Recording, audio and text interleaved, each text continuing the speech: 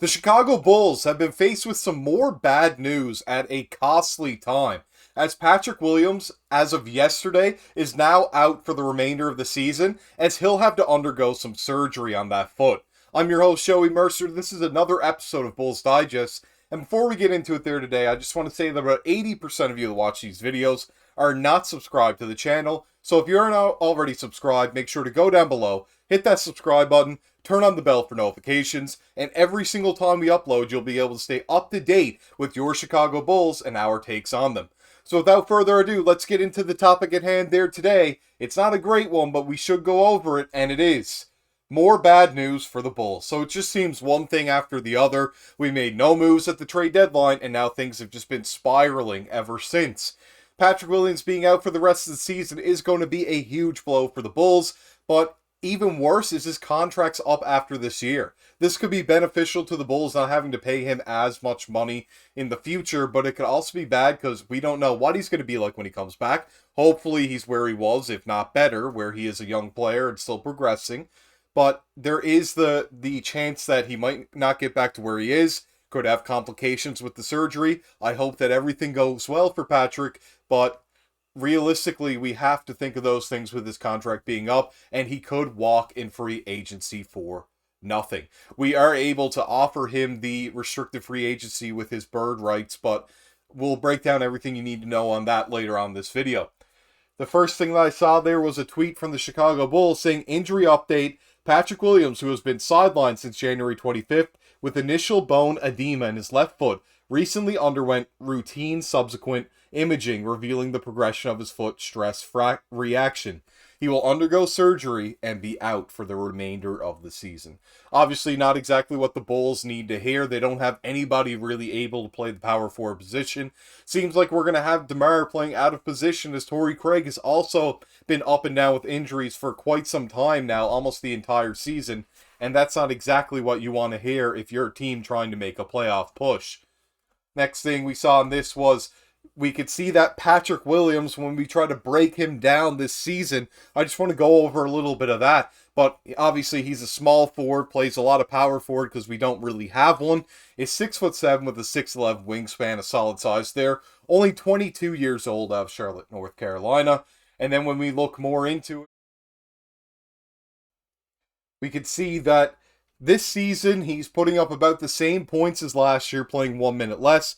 The exact same field goals attempted and 2% worse. The exact same threes and 2% worse. Well, 1.6% actually points. And then free throw percentage we're looking at there. Yeah, I mean, it's also gone down a little bit, about the same amount of attempts. It doesn't look like he's getting any better. It looks like he's the exact same player, if you ask me. So the progression wasn't really there, but he also didn't really get much of anything worse, so I guess that's okay for the consistency, but a player that's 22 years old, you'd expect him to get better year by year, not stay exactly the same after his year of being 21 years old season. Next thing that we're going to break down here is we can see the advanced metrics. Really bad on offense this year compared to what he was shooting-wise. The shot quality is still very solid, 69th percentile. And three-point attempted rate and offensive rebounding are also around league average. Everything else much below league average, which is not what you'd like to see. We can then see that the deflections are above league average, pretty solid, but he's not causing many defensive turnovers at the 9th percentile. A very solid defensive rebounder, which is why they've allowed him to play a little bit more power forward, I would assume. And his block percentage is also very, very good for the small forward position. However, his versatility is a bit lower. His rim defense and frequency are also quite low, but he doesn't foul too often and is about a league average defender this season. As we know, he does have the tools to be a much better defender and just hasn't shown that so far, but hopefully he comes into his own after the surgery next season. Hopefully the Bulls can come to an agreement on a contract with him, and if they have to let him go, maybe it can be a sign and trade, something along the lines of that. I don't want to see any guy on this team walk for absolutely nothing, especially a guy coming off of his rookie contract. We can see here that this season he made basically $10 million, and that is on the drafted/rookie scale contract. This was the last year of that deal. And then we can also see the breakdown. The contract he initially signed was 4 years, $32 million, about $8 million a year, and guaranteed at sign was 14.5. That was an entry-level rookie contract, and he is a restricted free agent this season. They took up the club option in 2022-23 and 23-24 on him, which we expected them to do because you don't want to give up on a guy when he's 20 years old or even 21. But now the qualifying offer will be about $13 million for Patrick Williams. And is he worth that money? Maybe. Still, very young player, still lots to come out of him, still able to develop. But you have to think about what are the Bulls looking like going into next season. We could see here, these are the players that they have signed. Lavine is going to be making $43 million. Lonzo Ball, probably going to pick up that team option, or player option, sorry, at $21 million, as he hasn't played in 2 years. So I don't think another team's going to give him much of a contract. So $21 million for the 1 year he'll probably take. Vooch is making $20 million next year. Kobe White only 12. Caruso is making 9.9. And then we go down to Sumu at 7. Javon Carter at 6.5. Dalen Terry 3.5. Torrey Craig on a player option. Unsure if he'll take that or not. I could see him leaving. I could also see him staying where he struggled with so many injuries at $2.8 million. Terry Taylor at 2.2. And then Julian Phillips at 1.9 next year. So we only have 11 players signed. Hopefully Lonzo will be back. If not, that would only be 10 players signed on the books. And then we could see the salary cap totals for this season is $215.9 million. And right there above the salary cap max, the Bulls are about $75 million in the whole this season and don't necessarily have the team to show that.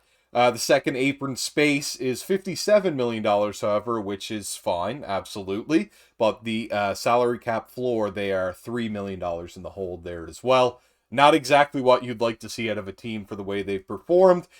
Just about below the 500 mark ever since Lavine's been out. Just before that, they were even worse. And that's not exactly what you want to see out of a team like this. Going into next season, and the playoffs just around the corner as they're trying to make a very big push for that, and they basically have to at this point. But do they have the pieces to do that? I think they're going to have to go get some players out of the buyout market or call some players up for more playing time. They just converted Anuralp Bitum, to a I'm sorry if I pronounce his name wrong there, of Turkey, and the Windy City Bulls G League team to a standard NBA contract. I'm not sure how many minutes he'll get there. He is more of insurance, but I think he could get some playing time down the stretch now, as they've almost run out of ideas. If they don't make a buyout market buy, I could definitely see some guys like him and Sanogo getting some more playing time, and maybe that will be the best for them. But we can see here the practical cap space for next season projected is $16 million in this offseason, so a bit of money to play around with there. And the maximum capital is actually $38 million. So the Bulls still do have a lot of money to play around with there. There is potential that they could sign somebody. And yeah, I mean, there's still cap holds like DeMar DeRozan at about $42 million for next year. I could definitely see some things happening there that the Bulls do get a player in the offseason. Who are they going to sign? We talked about Kelly Oubre Jr. and Mo Wagner. Maybe they'll get a guy like that. Maybe they'll get another guy to go alongside Lavine, seeing how they want to keep him, even though he's undergoing another surgery. And maybe that will be for the best come this offseason. I don't like seeing DeRozan walk for absolutely nothing. Hopefully they can work something out there. But if not, hopefully we can get a player in return. And hopefully it can be really good for the team going into next season. They have to be realistic. This is not the team to get it done in the playoffs. I hope that I'm wrong on that front, but I really do believe that it isn't. But hopefully next season we get the team to do that, or at least go in the right direction by rebuilding and retooling this team to be competitive and young at the very least if you're not going to make a push. This has been your host, Joey Mercer. I hope you enjoyed the episode there today. Make sure if you did to go down below, like the video, comment on the video, let me know what you got to think about all this. Lots of things to think about going next season with the salary cap and everything to do with Patrick Williams' season-ending injury and the Bulls going into the playoffs. So I want to hear from all you guys in the comments. Be sure to share what you have to say. Subscribe to the channel, and I'll see you all in the next one. Sign off.